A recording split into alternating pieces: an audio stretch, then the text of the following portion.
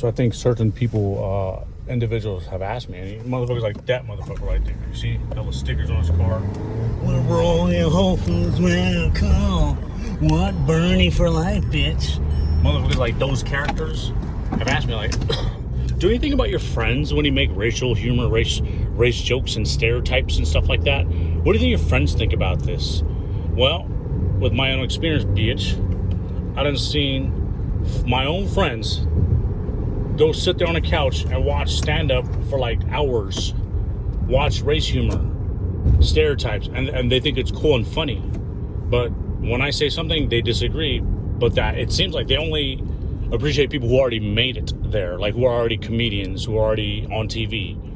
But there are people in real life who are actually super funny in real life, you know what I'm saying? And where do comedians get those jokes from? In real life, most of them, you know what I mean? Like, they'll tell you a story about their uncle or so-and-so, boom, there it is. And it's just a story about an Indian friend that they have or a Mexican friend. It all has to do with stereotype, but you have to make it funny. You have to find your own niche. Not everyone's gonna, like, sit here and worry about, like, what the fuck your ass gotta think. So I give them that answer, like my friends, if they were to ask me. But nobody ever questioned me that. You know what I mean? None of my friends that I know, they know not to check me on that, you know? They know I'm already a pro at this, you feel me? Like, regardless, I make you laugh, you know? It's like, so they don't even check me. And it's the same thing. If they do, they know what I'll do. I'll check you back. I'll be like, what the fuck is you doing watching, you know, so-and-so? If you're a very sensitive guy, sensitive women, you feel me? Don't watch stand-up. Don't watch anything that has to do with stereotype. You should be against stand-up. You should be against stereotypes. You should be against race humor at all times, forever. Exactly. So everything happens within society, but you have to make it entertaining and fun in your own world first. Then it allows you to kind of, you know, express that out in, you know, the outer world, right? And then, you know, it is what it is. If it's, you know, not everyone's going to like you. You feel me? Like, not everyone's going to like you because of the fact that it may be a race situation, or it may not like you the way you look, or the way you sound, you know what I mean? Or the way you deliver your jokes, you know?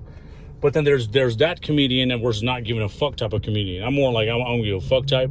Then you have the ones who are, you know, the ones who have agents and, like, you know, they have to make sure that they do everything right. Like, it's staged, rehearsed. You got to pay the sound guy. You got to pay the bartender. You got to pay all these people you have to pay, you know? And just remember that, you know, if you wanted to go that route, you're going to do that 100%. You know, it's true. If you want to be the dreamer, you have to do that one of the things 100%. Then you do the rest later. Like, for example, you can't go into the industry as an actor, a model, and a comedian all at once, you know, because one of those fields, they're going to need you 100%. They need your 100% time, you know, and that's the problem, right? So they rather would work on that level of specialty that you carry, just one. You know, some people could, you know, have seen me do stand-up. Some people say you could be a model. Some people told me I could be an actor. But I see myself doing all those things, right? But I haven't yet sacrificed my life, my soul into one industry to sign a contract, to get trained, to get rehearsed, and TV coaching, all that stuff. I haven't done that because I feel like that is literally selling my soul. And I think I'm too old for that. I feel that way when I say that because it's not an excuse. You know, I'm doing it still. I'm doing it on TikTok. I'm going to work on a YouTube channel. You know, I'm going to still do it. But you know, it's been a rough 3 years in LA. It's been grind mode, like working, trying to find peace, trying to find, you know, love, trying to find lust, trying to find, you know, all these things, right? Friends.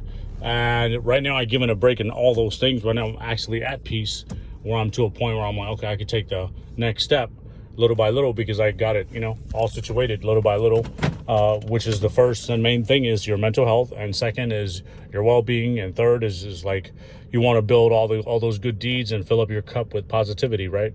So there's that you have to do, you know, just because you're well, it doesn't mean that you're completely 100%. Are you well enough to go out, do your thing, you know? First is recovery. Second is healing. Third is, you know, taking the step little by little, you know, no rush, you know.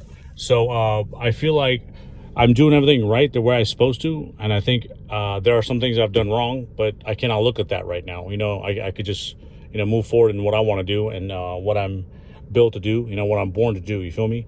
So in order to do that, you do have to kind of get lost. You know what I mean? It's a mysterious world out here. Lost with your identity, lost with your the way you speak. You get lost and pulled away from into different worlds, and you get confused based upon other people's identity, and you want to be in part of this friend circle. They all think this way. This circle thinks this way. They're all, you got Burning Man, hippie, CrossFit, all these characters, right? You have to kind of try to please or fit in these cultures, and then you're like not sure. So it's good to take your time. It's good to go and be part of all those things, or be in those circles, but not completely 100%, but just kind of observe, study, learn, and see what it brings out of you. Once you overcome that is when you can, but it may take years, for some people, because they get stuck in one circle, and then later on they don't know how to move on and doing their own thing away from that circle.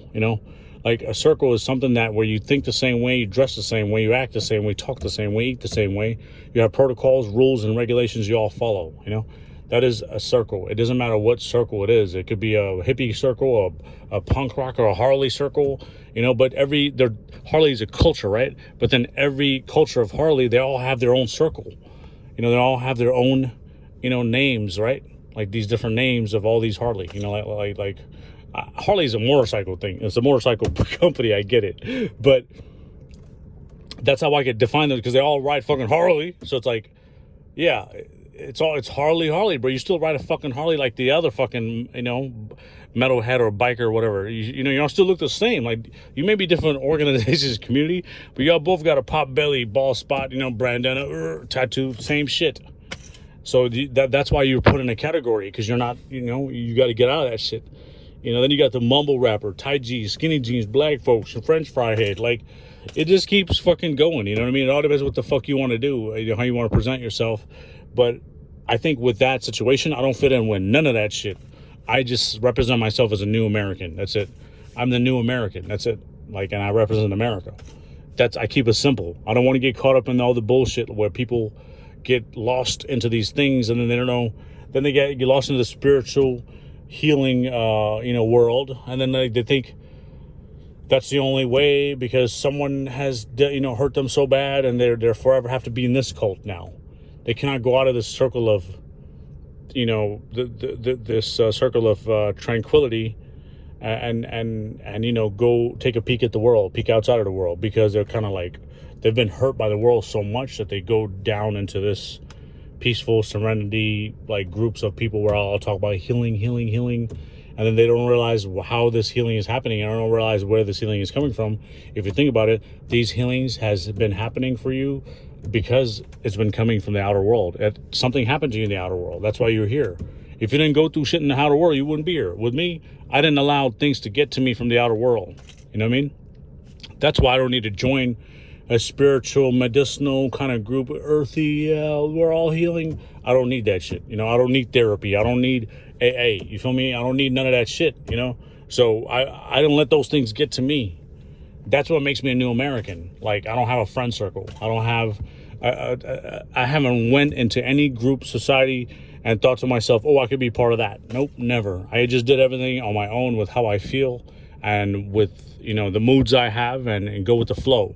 But it's a hard thing to do when you're doing it by yourself, because it takes you way longer to recover than the folks who are already recovered, but then they cannot get out of that circle now, They cannot leave. Like some people at AA, they feel like they cannot leave out of that circle because it's benefiting them. It suits them because they sacrificed, and stopped drinking, you know what I mean? So it's like, that works for you, great, But I feel like I didn't need that. I don't need, AA, stuff like that, because I never felt like I needed it.